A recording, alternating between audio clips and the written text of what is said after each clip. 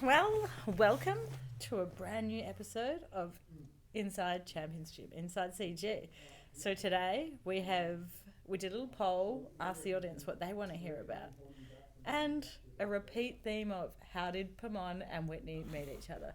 So I'm jumping in the control seat because I know this story very well, and my goal is to get Pamorn's side of it plus my side. Um, So we're going to start from the very start. I think we're 22 years old. You were living in Mora. Yeah. So what were you doing in Mora? Yeah, so I had took a bit of a hiatus from fighting because I was like just needed to see change in and out of the gym for like a long time, back to back periods, bit of mental health stuff, not really realizing like what the real I wanted to know what real life was all about, Hadn't moved away from my family for a while and like just felt a little bit not human. Yeah. So I went to go live with my mum who was a teacher there with my brother and my sister. All right. So you're in Mora. Yep. I'm in Perth, and I start Muay Thai, and I have no idea who Pamon is, and I join his dad's gym, Pon's gym. And I was still at uni, working part time. I actually had a boyfriend at the time, and Pamon was living in Mora, so I had no idea who he was. There was photos of him in the gym, his fight photos, when he was at the World Championships. There was that Muay Baran photo shoot you did, blah, blah, blah. And then your dad would always make jokes about his younger brother, which was actually you, and that's pretty funny. So what made you come back to Perth? I went and lived there for like 3 years and played country footy, worked at the high school. I was teaching Muay Thai up there as well. Yeah. I just got tired of it. I was a bit like, small town syndrome. Everyone knows everyone's business, and it was a bit like, time to go back. And then I wanted to actually get back into fighting. I was like, it's time. I've had a bit of a break, and I've kind of refreshed, and I've realised that normal life's good, but I also like the rush and the adrenaline junkie side of me just wanted to go back to fighting. So time to go back to Perth. So you walked in your gym, so Pon's gym, which is where you competed out of. Yes, I think I came back a year before you're talking about it, and I saw you like skipping. Yeah, so I'd been a member at your dad's gym for just short of a year, and then I met you. So I'd never seen you. I walked in I was there for the weekend, and I walked in, and there was this girl. She was wearing like Muay Thai shorts, black, white trim.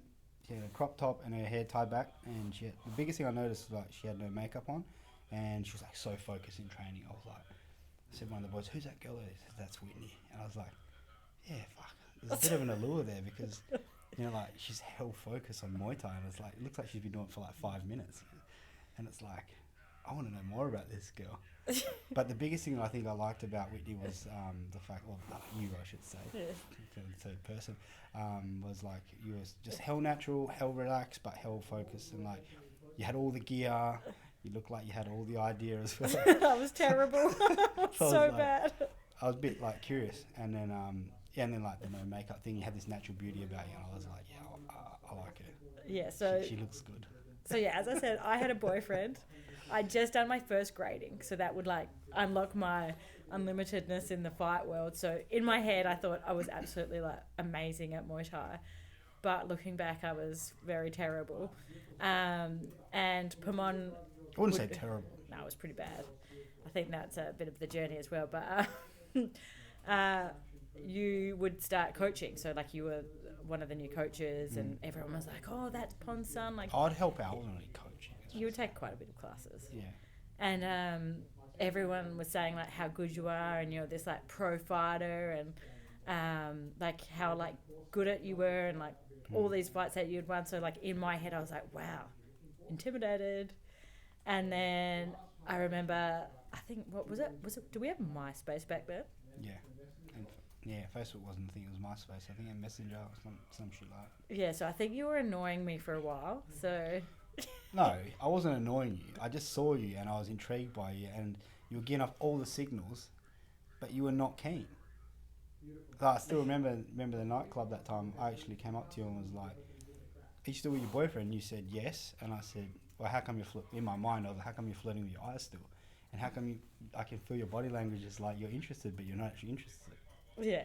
You're like, your shop's open, but it's closed. You know what I mean? So I was like, "Fuck, I cannot crack this chick." Yeah. But it made it all the more challenging because I was like, I'll give her my phone number now, and hopefully, might work out. Maybe it won't. On a piece of paper, I wrote it, my name and number, and gave it to you, and I'm pretty sure you threw it away. Yeah, so I remember all the boys telling me that you were going to get ready for a fight. Yeah. So you were training hard. And who was in the gym at that time? There were some big fights going on. Yeah, Chris Garner, Jamie Lungatano, all the big Owen ones. was still there. Owen, yeah, Odroma.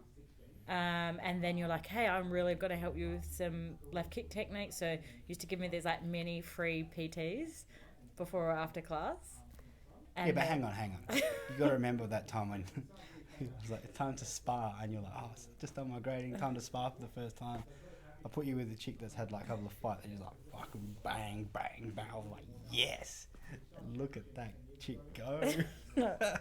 No, but like, honestly, I just thought you had a bit of go, so I was like, all right, maybe we'll put some time in. And she got a boyfriend, she's not interested in me. I've exhausted all avenues here, but I can at least help her with her Muay Thai.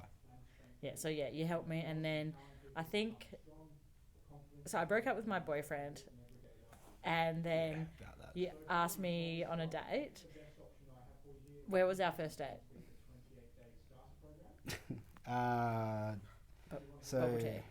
Bubble tea, yeah. Yeah. Yeah. So I had no idea what bubble tea was. Hang on, you broke up with your boyfriend Yes. after like a year. No, that's not right. Let's go back here. So I'd given her my phone number on a piece of paper, written on a pen, ballpoint pen and piece of paper scrap, given it to her. I thought she'd thrown it in the bin out with the chewing gum. A year later, on my birthday, I woke up on a Sunday morning. I'm pretty sure I was like at like Varga Lounge in Northbridge, just like, woke up, like, oh, okay, I check the messages. Happy birthday, babe. Ex Whitney. Yeah. Like kiss. I was like, there was no kiss. Well, you said happy birthday, babe, and it was Whitney. Yeah. But there's two things out of that. You said babe, number one. And then number two, the piece of paper I thought you'd thrown out the chewing gum had got saved into your phone until 12 months later. Yeah. Bye-bye! She's keen. She's definitely keen. So I was like, yep, maybe things have changed with her boyfriend. I just better check. Yeah, so anyway, we went on our first date. Pamorn took me to a bubble tea place, and that was like completely out of my universe. Northbridge thing to do. I didn't even know what Sago, what bubble tea was, like all these weird like toppings and hang sauces. On, she does. What were you driving then? S15. Yeah. Full like rice burner, like. This is like, what's a Tokyo Drift car? So, but didn't know bubble tea. Yeah, did not know what bubble tea was, and I was really scared about it. And remember, I did that. So at the time, I was trying to get like fight lean, because that's what you do when you're getting ready for a fight. So I went on that week of keto. So I didn't have a carbohydrate for a week, and I actually like physically stank. And I lost like heaps of weight. And then you took me to bubble tea, and I was too scared to drink it because it was like really weird. And then it's obviously like basically sugar. So good sugar. Yeah. Tastes good. Anyway, so then we went on the date, and I think it was like the next week or the week after, it was my birthday, and we went to like a bar, blah, blah, blah. And you came, and your birthday present to me was like a voucher to the Duxton. And I was like, whoa, this guy's got some like serious game. And I'm pretty sure by that moment, you're in my top 8 of MySpace. Not joking, but seriously. Yeah. Oh, I handed you a Duxton voucher. Night at the Duxton. Yeah. Something nice. I'm not used to having nice things or going to nice places. The least I can do is give this lovely lady, who I like a lot, a voucher to the Duxton, even though that may not include me going. Yeah. But I just hope for the best. Yeah. Yeah. Like spin to win in Muay Thai, as we say it. Spin to If all the odds are against you, spin to win or spray and pray. Hope it works. Yeah, so that's how we basically met. So I had no idea who Pamorn was at Pon's gym, which is his dad's gym that he'd been fighting out of for, all of your career. And then your dad still jokes about you guys being brothers still, but that's probably another podcast. It's an Asian parent thing. They never want to age, and they probably don't, but it's good. It's good for them. Yeah. Hopefully I get that one day. Stay looking young forever. So Yeah. let me ask you, or you guys, and then when you're done, I'll ask you a question. What? No, what were you going to ask me? What were you going to say? No, what were you going to ask me? What was the biggest thing that, like, well, I think sometimes young people ask me, like, oh, you and Whitney have been together for years and years. Like, what's the secret? And, like, what drew you to be? I was like, to be honest, I had no expectation. Like, obviously I liked the girl, and I, like, threw all my cards on the table and kind of walked away from that and just gave it time. But like, you know, they're like, what holds you guys to stay together and what keeps you together and this and stuff. Like, what was it for you that kept going with me? Because most people are like, oh, yeah, young, you know, whiz bang, see you later, catch up with you later, never speak to them again. Obviously, that wasn't the case for us. So what was it for you? Obviously, something that drew me to Pamorn was like your determination. I hadn't seen that in any boys at that level. So like, if you had a goal, you would achieve it. You could make something from nothing, and I say that in like the nicest way possible because like going to an all girls private school, you know, like everyone had everything. You got the best first car, you got the best clothes, and then obviously I met this like Northbridge boy where money wasn't growing on trees. We didn't have big trust funds and things like that, and I think I just like respected the fact that you worked so hard for things that you had. You really cherished them. Like Pamorn's super organised. Like he keeps all of his like valuables really clean and in certain places in the house. And like he's really had to work for the things that he had. But also like the passion for Muay Thai. I think we both love Muay Thai because we've seen it change so many people's lives. And not just fighters. Like obviously like they're a great part of it, but we've literally seen thousands of people evolve just by adding Muay Thai in their life. Yeah. And that's probably like us as a couple, then how Championships started. But yeah, it's like that. You just don't give up. Yeah. You can ask me the same question back. Yeah, go on. What was the question? The question was, you know, besides my no makeup in the gym with my white shorts, what was it? I think the hardest thing for me was not being able to read you. Like, I'm a very good like observer and reader of people. I like to think I am, and I think like it was very hard to read this enigma because some things you showed really well and other things you didn't, and then the curiosity was like, all right, I'm going to find a way to crack that challenge because she's obviously not giving me much, but I'll find a way. But then obviously as I got to know you, obviously the biggest thing that I really loved and fell in love with was the fact that you obviously came from like, obviously, you know, my parents split up when I was very young. You kind of had very similar, and you're, you know, pretty much moved out from home when you're 12 years old, away from, you know, a bad home, and like, you know, your grandma raised you, so, you know, I think being 92 or 93 now, like, she has very old school values, and like, I really love that about a woman because, like, I don't know, I don't know how to put into words. I think people these days are very superficial and they're very like just quick fix, whereas like, you know, you're brought up by your grandma, you've got this courage to step out of what's normal, and like for me it was like I really admire that because, you know, you put yourself through school, you put yourself in the right position at such a young age because you knew what you wanted out of life. And for me, finding someone that kind of was clear on that was probably like, yeah, it was kind of really big to me, and I wanted to be, yeah, like more around that sort of type of person. Yeah. Does that make sense? No, it does, for sure. So it wasn't my left kicks? No, left kick shit. Ongoing joke. Yeah, so I suppose from there, you started coaching more, and then LKF came about. Ladies Kick Fitness. What was it? Ladies only Muay Thai? Yep, ladies only kickboxing, and I thought that was like, well, back then it was like Muay Thai and kickboxing wasn't really a thing. Boxing was cool, chicks did it, but I was like, chicks like to look good and they like to feel good and they like to feel powerful. Yeah. Like, now is the time to get into Muay Thai because you're not only going to have a tone tight bum, but you can have abs, strong legs, strong arms, and it's going to be able to carve out an individual that, you know, really grabs what they want out of life. So we started Ladies Kick Fitness. Yeah, so at that time, like, I hate saying that, like, back in that day, I'd Yeah, say that was like... It's over 10 years ago now. Yeah, I'd say that, like... We're old. Female Muay Thai was really small. There were not many females. Maybe, like, every gym had one. Yeah, I had a couple of girls, yeah. Just like, there to give it a go. Yeah, so, you know, like, female fight sports were really small. You were often, like, the only girl in the class or the fight team. It wasn't a thing. It was really... uncommercial, is that what you say? Unconventional. Unconventional, yeah. So there were a lot of good female fighters out there, but the scene was small. But compared to now, it's like huge heaps of girls fight. Yeah, it's just normal that chicks There's do it. female fight cards. It's just a thing. But obviously we made Ladies Kick Fitness, and that was like a 45 minutes or an hour? Yeah, 45 to an hour, yep. Twice a week, and it was like, it was the best. Remember, we It had that gangbusters pretty playlist. quickly because Victoria's Secret started doing Muay Thai and it started appearing on socials.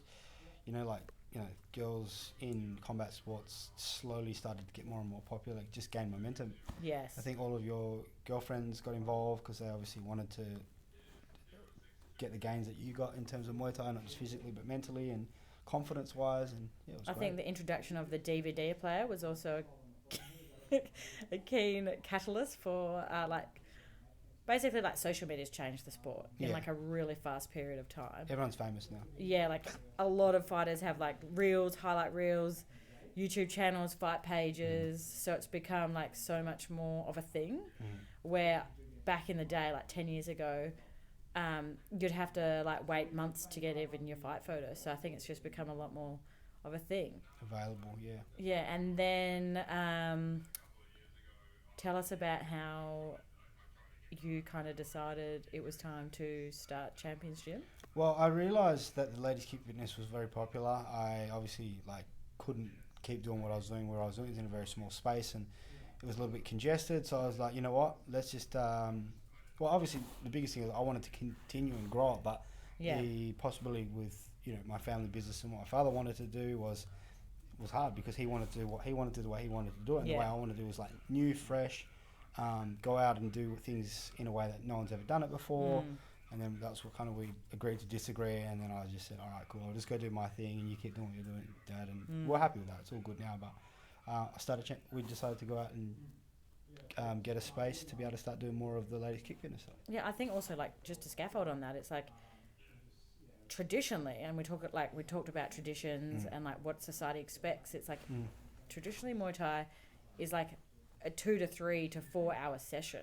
Yeah, it's hard. And something that we've seen is normal people changing their lives with Muay Thai. But the normal person that pays their mortgage, rent, bills, goes to job 9 to 5. Yeah, they just literally don't have the time to do like a 3 hour training session every day. Yeah. But we were really motivated to create this product for the everyday person. Yeah. It wasn't about breaking traditions. It's about just making it a little bit different so people can get a part of that. Yeah, I still remember my dad used to sit down and be like, in his Thai accent, he'd be like, these people want to do fighting but they don't have commitment. I was like, yeah. He's like, life in Australia very easy because he's obviously an immigrant and he came to Australia in 1987. And that's when I was like, yeah, you're right. Life is easy here. In Thailand, it's like you fight to survive. People put their kids, and being a father, parents very recently. Yeah. Imagine being at 8 years old, you send him to a boxing gym that could very much like break him as a human being.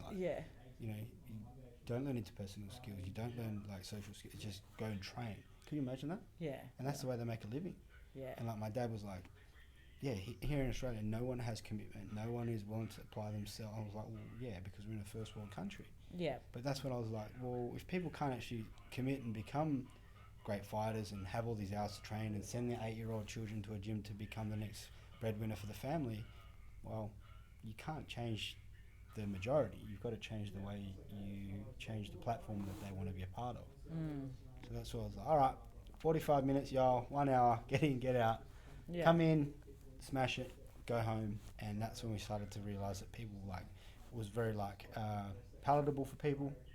And then you started to see how the training complemented and benefited people in their own lives, because then people started applying the same principles.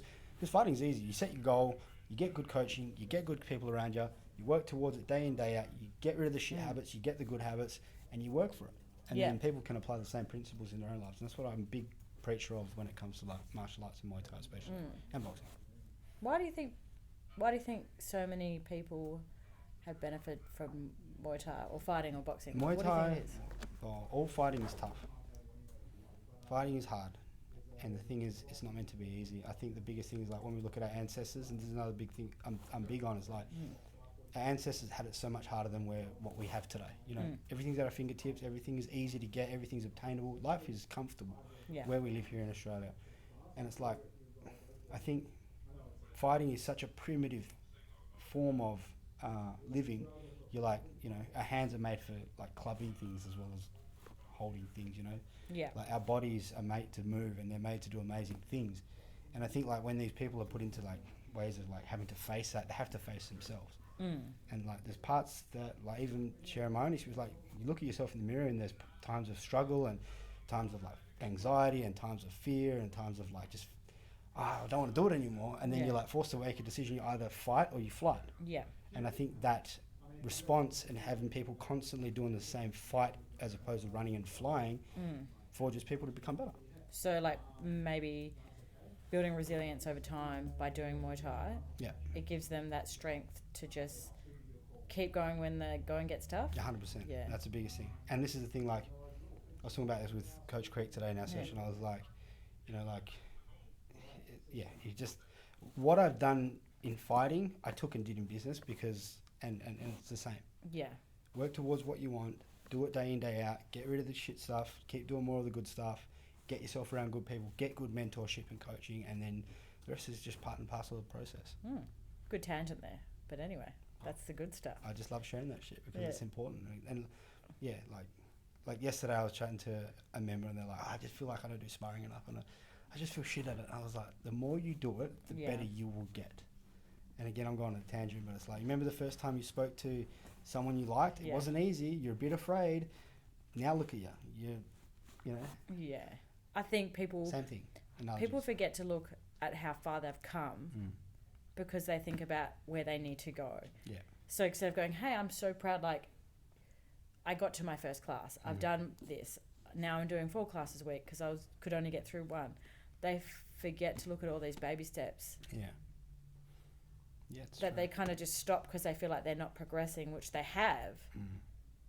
And their focus should really just be on that one step in front of the other. Yeah, one foot in front of the other. I was just thinking about this the other day on a Wednesday when I go down to run at the park with Jude and Alex, bless their cotton socks, and Coach Rick.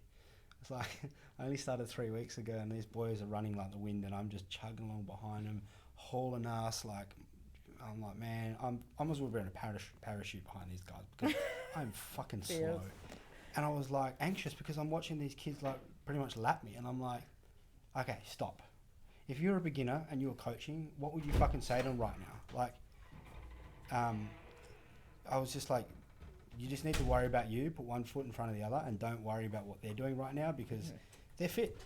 They're in their prime. They were where you were 10 years ago. When we met. But the point was, like, you just need to worry about you. Next week, don't fucking make excuses when it's time to get up at 8 o'clock and be here at the park. It's like, just make sure that you're matching your time or being quicker with your runs. And I was like, that's the same principle I try to say to everyone. It's like, you're not going to get fucking fitter than all these people. You can't compare to people who've been doing it for a long time. You just need to compare with you. Be better than you were last week. Be better than you were yesterday. And like, don't be so fucking hard on yourself because we're all at different levels in this career. And like, Muay Thai is great, but it's so laid. We've all got different things we want to work on, whether it's fitness, cardio, confidence, you know, strength, resilience. There's like, it's so many different measurables. I think like obviously you went from being in your peak, fighting, winning, going all around the world to fight, and now you're older and different stage. You're retired, but now you still hang out with these peaked boys, and it's easy to compare yourself. But how do you feel when you turn up to work and you've done the run? Do you feel like on top of the world? Got energy? Like, how does it impact your day ahead? That's a good question. It's you're winning or you're losing? The other day I walked in and everyone looked at me like, is this guy alright? And it's like, I feel like your blood is like, it's oxygenated. It's like, you feel on top of the world.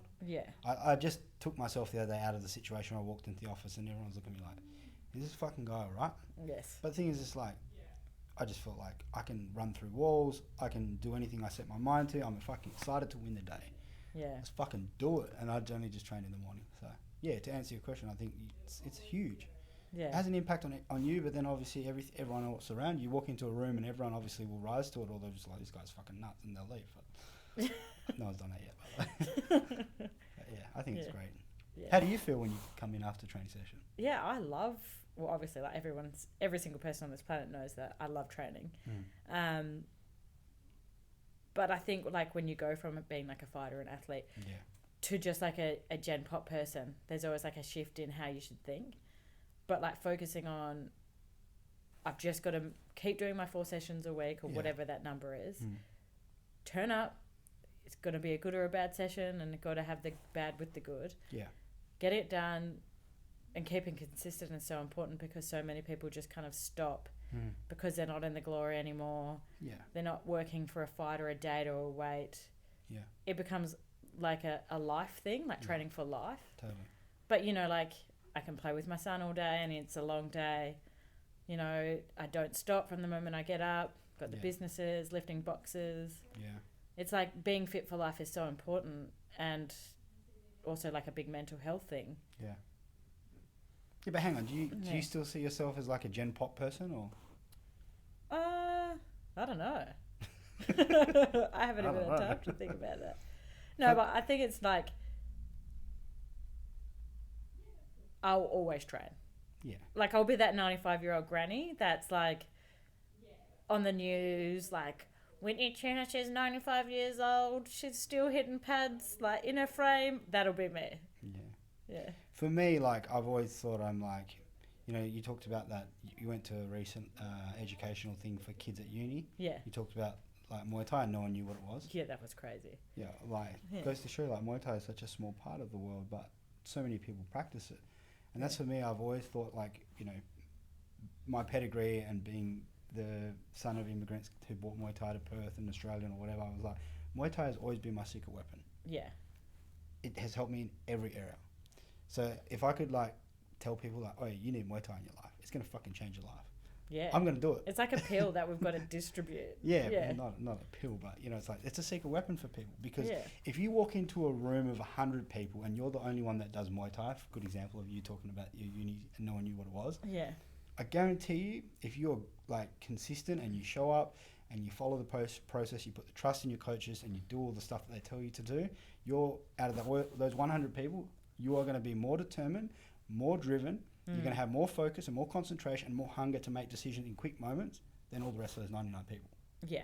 And I can say this because I've done it for myself and I've helped heaps of other people do the same. Yeah, like another question on the podcast we got with the Q&A, like I asked everyone, like, what do you guys want to hear about? It's like someone asked, how do you and Pamorn keep your passion for Muay Thai and have it as your like source of income? And like hands on heart, easy question, because I so confidently believe that we are helping so many people every single day over our 3 gyms that I just fucking love it, because you know, I can put my head down at night and go, these people have lost this much weight, that person's got the promotion, this person's finally built up the courage to ask their mega dream crush on a date. Yeah. Like we're changing lives through a sport called Muay Thai that people do not know about. And that's how we keep the passion. Like there are things that I hate about running a business, and that's usually like paying the bills. And I would literally like train every single person for free if there wasn't something called the government that made us pay BAS. But like we've just seen too many good news stories, hey? Yeah. Oh, I could say on the flip side, I don't always love Muay Thai, and that's the thing. Like there's some days I wake up and it's like it's hard. But it's like, who am I as a person who's been given so much by this great sport if I just kind of stop because I hate it? Yeah. And that's the thing. It's like life is hard, and life is challenging, and life can be rough, and there's not always days where it's yours. But it's like, how are you going to show up, and how are you going to wake up and go and grab it? You know, like Muay Thai is like you either go out there and you fight, and there's no hiding. Yeah. There's win and there's lose, or there may be a draw, but it's like there's no hiding. And it's like those days where you don't feel like you're in love with your job or Muay Thai in itself. It's like, but hang on, it's given me so much. Yeah.